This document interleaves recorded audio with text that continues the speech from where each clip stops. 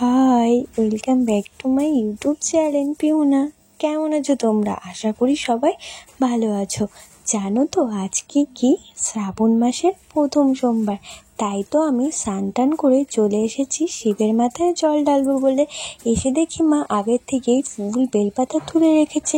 তারপর আমি আমার শিব ঠাকুরের মাথায় জল ঢাললাম। তোমরা যে শিব ঠাকুরটাকে দেখছো, একে আমি ছোট্টবেলা থেকে পুজো করছি।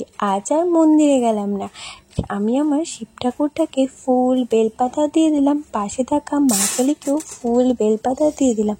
তারপর মোমবাতি, ধূপকাঠি, প্রদীপ দেখিয়ে দিলাম।